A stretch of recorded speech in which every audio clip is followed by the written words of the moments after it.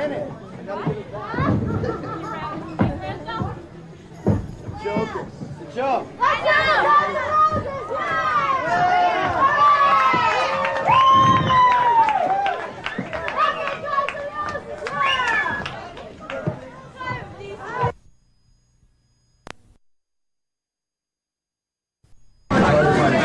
You love the band too. Not as cool as my band. Glad you're ready. I like sunglasses. This is fucking gnarly. I'll make you.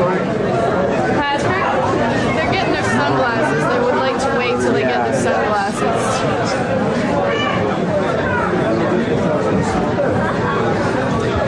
You wanna? What? You know what? I seriously want to open for you too. I really do. That's a fucking goal. Unless they fucking like fade out. Axel, I don't have a song. You open. I know. You know, man, everybody knows that. Be there. I want to play our. Oh yeah, because we'll bring out all our ballads. It'll be like really emotional thing. I like that.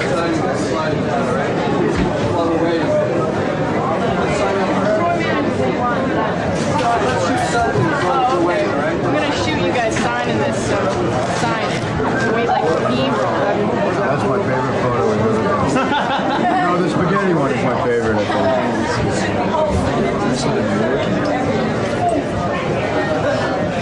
What'd you just do? It's not my best.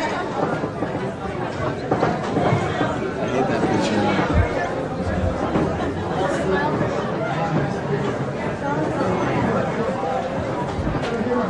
It's my favorite photo I've shot.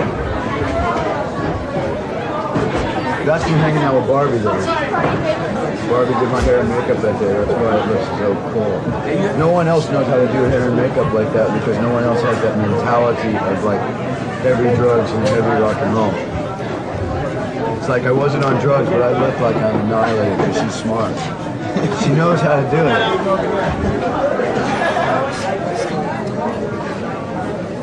Don't I? Look. Don't I look like I'm wasted? I know, it's like I sat there and like calmed myself down and stared at the ground and got my... Like what?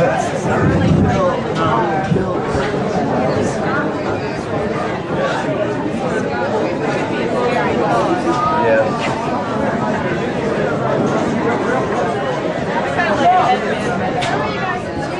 I like a little bit. Hey, where's that?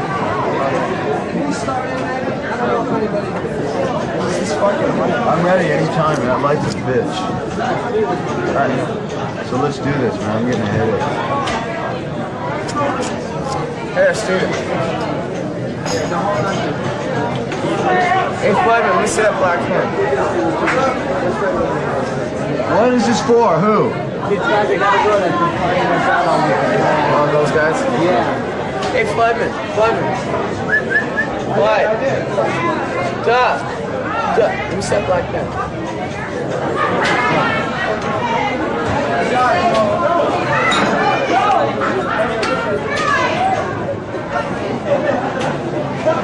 What's this? What is this here? Why don't we start? You bring your glasses. Are they mics? Do they need? Is that the mic? Yeah. Right, actually. Yo, Mom. What is this?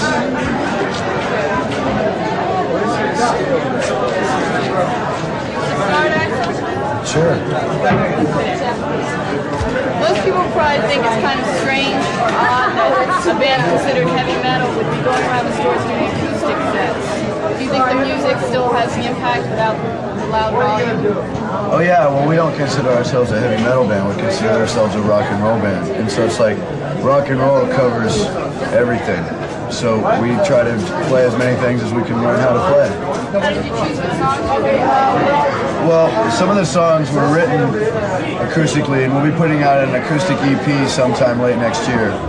And other songs, like a lot of the stuff was written originally acoustically, and then we take it into the studio and end up doing it electrically. Wait, these are mine. I don't ever really rehearse with the band. Where'd you find them though? They're nice. Great, you just blew everything. I'll ask you this question again. So you were saying that some of the songs are written acoustically, and you're going to be putting them out on an EP? Yes. When we originally got signed, we recorded a lot of material acoustically, and then we've gone back in the studio and done some more. Just kind of like gone in one day and done it in one day. It's, you know, with this particular album, Appetite for Destruction, we wanted to put the rock and roll out first, the hard stuff out first, but you know, there'll be a lot of variation on the next records, all kinds of material. We won't ever give up the hard stuff, but you know, we'll venture into all kinds of new territories. If there are so many. Yeah, I mean, it's like, name anybody that you've ever listened to. If we've heard of them, they're an influence. You know, mainly, it's a lot of the 70s hard rock bands, like Aerosmith, Led Zeppelin, Alice Cooper, AC/DC. But, you know, I listen to everything from old Bessie Smith, Frank Sinatra, to Metallica's latest, you know, and to M.O.D., to Bananarama. It doesn't really matter. How do you consider yourselves different from other rock and roll bands? A lot of bands are scared to venture into any territory except hard rock, and it's a lot of guys who feel like, well, if I do that, I'm wimpy. You know, no, it takes more. It takes more heart to venture. We do whatever. I won't say any curse words, possible. So it's just we do whatever we want. We do what we felt like doing, and that's what we've been doing, and that's why people like us in the first place. Why do you feel so many people compare you to Aerosmith? Because it's sort of the same genre of style as far as the hard rock, they're a blues-based hard rock band that are real American street-level rock, and we're from America, and we like street-level rock, so it's real similar. This band comes from all over the place, like Seattle, Indiana, and England. How did you all get together? We're the only 5 people that could actually. I mean, this was the only singer, that was the only guitar player, that was wherever they are. It's the only people I could play with to start a band with that I liked. Same here. We went through so many different people, and this ended up being the people that we most believed in. We're like a family. We believe in each other. How would you describe a Guns N' Roses live show? It varies depending on how the crowd is. Sometimes the crowd's like mesmerized and they stand there and they don't move. Other times they're like a bunch of thrashers, you know, and so like it varies on how it's going to be. We just give everything that we have during the show to the point of like it takes a lot of time to recover afterwards.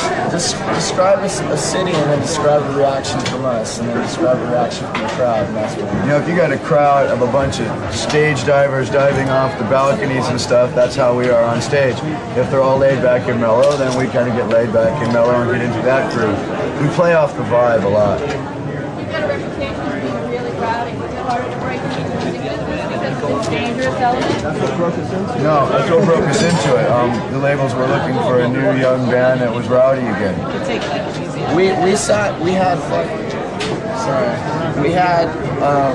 I think there were 7 labels looking at us, right? And we weren't even looking for a record deal. We were just playing, you know? So what we did was we signed our deal on our own, you know, we said, well, this is what we want to do. We don't care for a record deal if you're not going to give us what we want, right? So you don't feel restricted by being on a major label? No, we're not restricted at all. We have complete freedom. And then, because they like what we're doing, they like our music. It ended up like they ended up enjoying the music, so it's very good being on Geffen. They're 100% behind us, so what else could we The ask? people at Geffen are great. You have such a dangerous rap.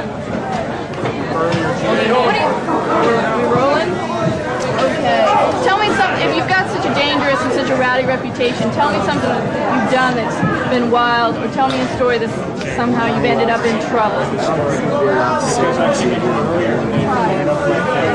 I don't know, what do you want? What do you want? Anything. This guy, we rented vans, he goes out and wrecks vans and passes out in the middle of the street.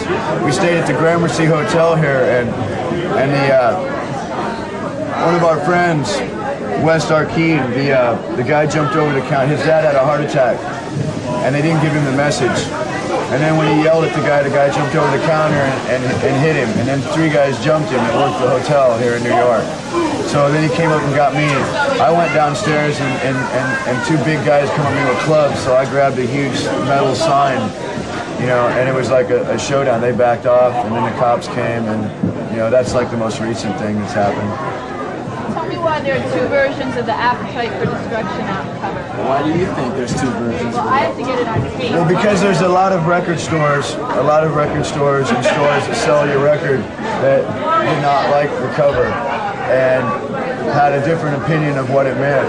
And so we knew that was going to happen, but we wanted to get the cover out. So then we made another cover.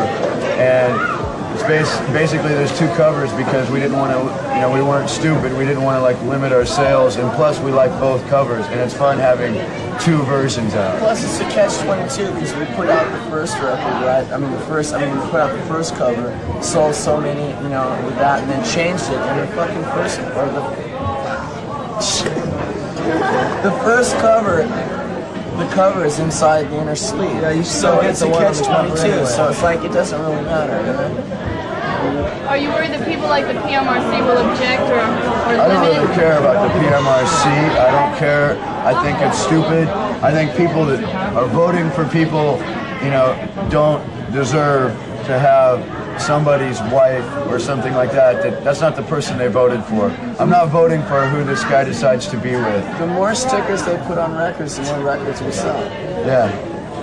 It's the whole philosophy of being a teenager and rebellion, you know?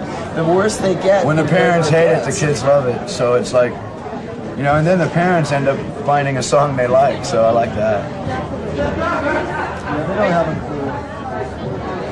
Are you looking forward to opening up the Motley Crue? Yeah. Yeah. 3 more days. Oh, yeah. 4 more days. Oh, How did you yeah. end up opening up the Crue? Well, we were going to do it on the original beginning of their tour, but we weren't ready yet. Our album hadn't been put out yet, and so they got Whitesnake, and they were real happy with that. But now Whitesnake is ready to start headlining on their own, and they like us and we like them, so it's like we're ready to do it.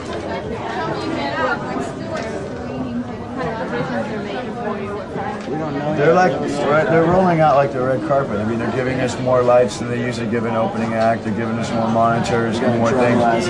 Yeah, they're really helping us because they're into what we're doing. And like someone told me the other day, Circus Magazine told me that Vince Neil said some nice things about us. He goes, "Besides, I figure that any kid that has a Guns N' Roses album has a Motley Crue album too, so this should be great." It's probably, Yeah. think about it. I think it'll be a good show for the kids. The best tour. You know, I mean, for what we do, for what Motley Crue does, what we do. It's pretty like, legit. you know, putting it right together. It's like, who else, you know? There hasn't been a rumble. It's pretty legit and unpretentious and not aimed at top 40 radio. You know, it's aimed at just coming from the heart, rock and roll. Do you think Vince being a teetotaler or at least doing these rad commercials will affect any kind of backstage antics during the, you know? I think we have to do those because of other reasons. I wouldn't even want to get involved. So probably Yeah, and I don't think it'll affect us. You know, it's like we won't do anything to stir up any trouble on the tour. You know, in the hotel rooms is another story. Living such a quote-unquote reckless life, do you think there's any danger of burning out too early? Do you plan on being around for a couple of years? I'm not necessarily interested in the longevity as long as the music sticks around. As far as I'm concerned, it's just as long as we believe in what we're doing. You know, We care about each other enough to keep each other in line. You know, like I saved this guy's life a couple times this week. What's your relationship to LA Guns? Yeah, they're friends of ours, and like we used to practice in the drummer's studio. I was an original singer in an old version of that band. The guitar player in LA Guns, Izzy lived with him. He grew up. Him and Slash were like friends in high school and rival bands and stuff like that. And the name Guns N' Roses came about from Tracy Guns and Axl Rose, and I said, well, let's just call it Guns N' Roses. And then he went back to LA Guns, and I called it Slash and Steve, and you know, we just kept the name. Do you have any plans for another album? The EP is coming out?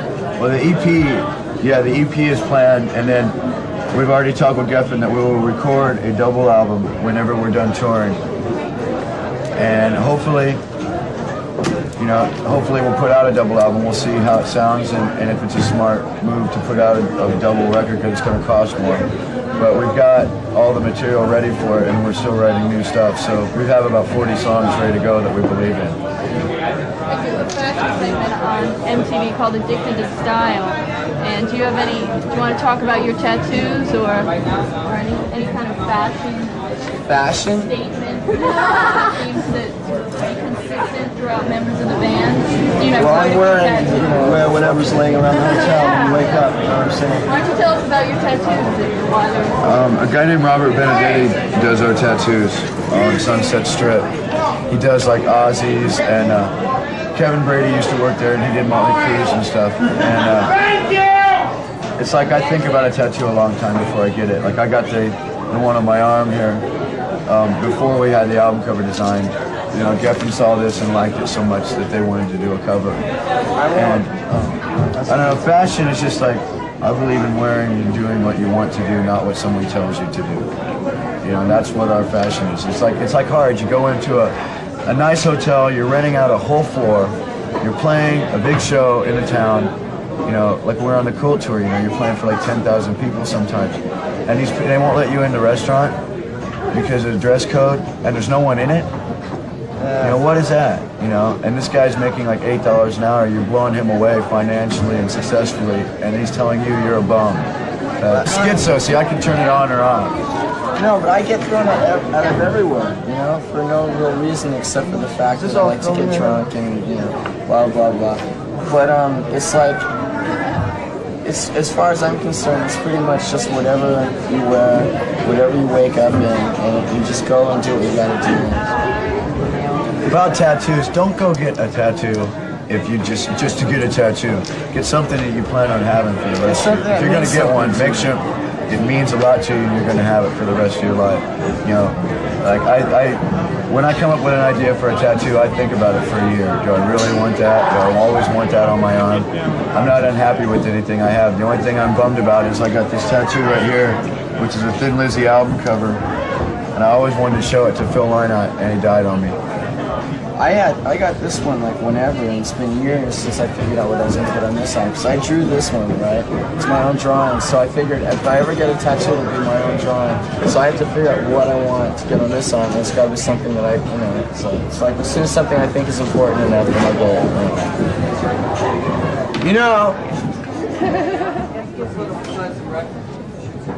Get some B-roll if you sign a record. It sounds like an MTV contest.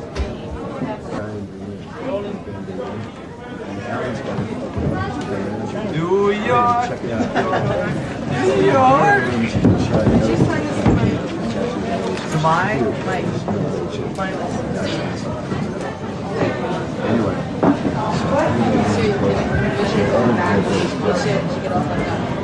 I never saw that. I never got to see that. Hey, Doug, right? My band. She was like, Black and the light.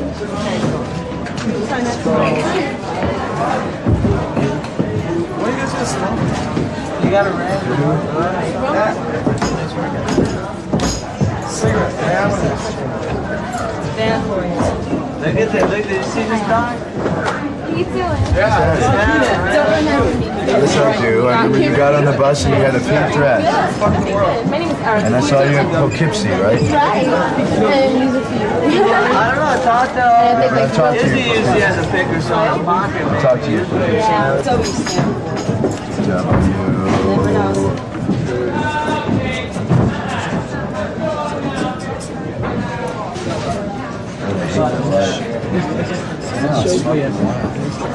It went okay. It was a weird crowd. Go one item. Oh, see, look. See how he did it? This is how it was supposed to be. This is what they brought me and said, we'll do it.